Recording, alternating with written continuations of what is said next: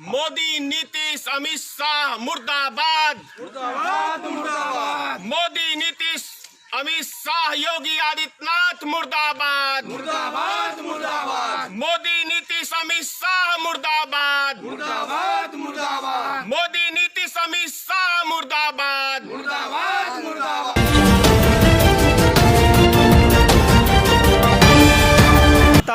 आज मोदी जी जो हमारे देश के प्रधानमंत्री है, गृह मंत्री अमित शाह जी का और योगी आदित्यनाथ जी का और नीतीश कुमार जी का जो पुतला दहन किए हैं, उसका सर मूल कारण बताएं कि आप पुतला दहन सर क्यों किए हैं?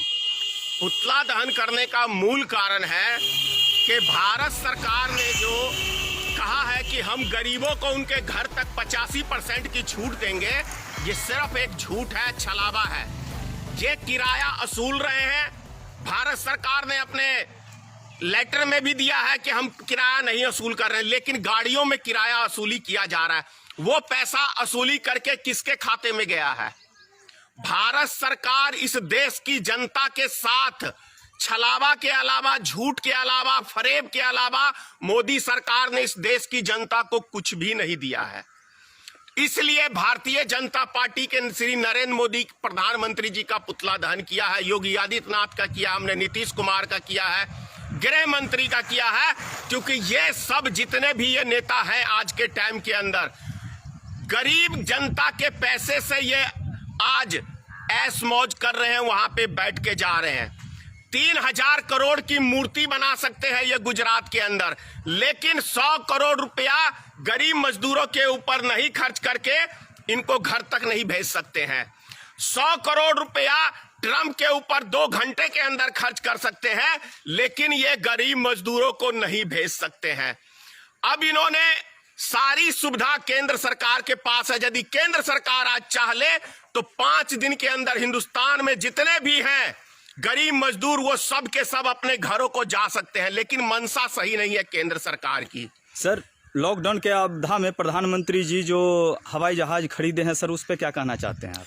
यही तो सोचने की बात है कि 8000 करोड़ रुपए का प्रधानमंत्री जी पर्सनल एरोप्लेन खरीद सकते हैं, लेकिन गरीब जनता के लिए नहीं। और मैं तो इस गरीब जनता से, देश की जनता से आज ये कह रहा हूं कि जो इस लॉकडाउन के अंदर जो कंपनियां आपको 2 टाइम का खाना नहीं दे रही है, आज ये प्रतिज्ञा कर लो आप लोग कि उस कंपनी के ऊपर बड़ा वाला लिंक ताला लटकाने का आप काम करना। ऐसी कंपनियों में कभी मत काम करना जो इस बुरे टाइम के अंदर आपका साथ छोड़ दिया है, आपको 2 वक्त की रोटी नहीं दी गई है। तो ऐसे कंपनी को, और ये भी प्रतिज्ञा कर लो कि 1 साल तक के लिए जितने भी हिंदुस्तान में गरीब मजदूर हैं वो 1 साल तक के लिए अपने घर पे रहें। भारत सरकार को उसकी औकात समझ में आ जाएगी, और जो भी चुनाव आए आप लोग समझ लो कि ये भारतीय जनता पार्टी के लोग गरीबों के दुश्मन हैं। इस बात का सबसे बड़ा प्रमाण आज इस 42 दिन के लॉकडाउन के अंदर ये सिद्ध कर दिया है भारतीय जनता पार्टी की सरकार ने कि ये सरकार, नरेंद्र मोदी की सरकार, बिहार में नीतीश कुमार की सरकार, यूपी में योगी आदित्यनाथ की सरकार गरीबों की दुश्मन है, गरीबों को मार देना चाहती है। ये एक मास्टर प्लान है इस देश के अंदर। सर, आवेदन के जरिए से लोग घर आने के लिए आवेदन कर रहे हैं, मगर प्रशासन के द्वारा अलग अलग शहरों में उससे पैसा आवेदन लेना। सोचो ना कि जो भारत सरकार ने कहा है कि जिसको घर जाना है वो ऑनलाइन आवेदन करे। गरीब मजदूर जो बाहर मजदूरी करने जाते हैं वो व्यक्ति अंगूठा छाप बहुत मात्रा में होते हैं, उनको मोबाइल चलाना नहीं आता, तो वो व्यक्ति वहीं भूखे प्यासे मर जाए।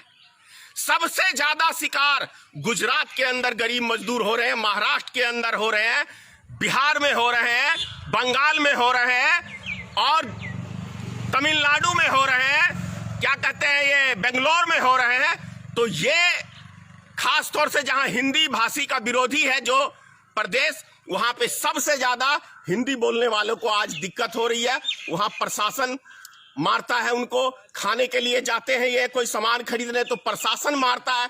इसका मतलब क्या है?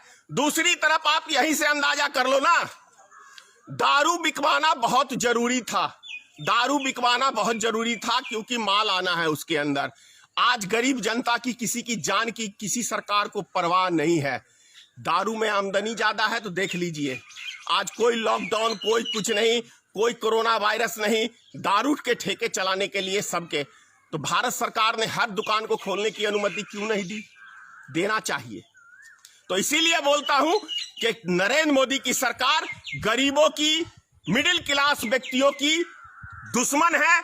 ये लोग उद्योगपतियों के गुलाम हैं और उद्योगपतियों की बढ़ावा देने के लिए, तभी तो आप देख लीजिए इस लॉकडाउन के अंदर 63,000 करोड़ रुपया जो बैंकों का लोन था, वो सारे गुजरात के जो भी इनके नरेंद्र मोदी के यार दोस्त थे, विजय माल्या, नीरम चौकसी और ये एक हीरा व्यापारी जो है, उसका सबका लोन माफ कर दिया गया है और जनता को गुमराह किया हुआ है।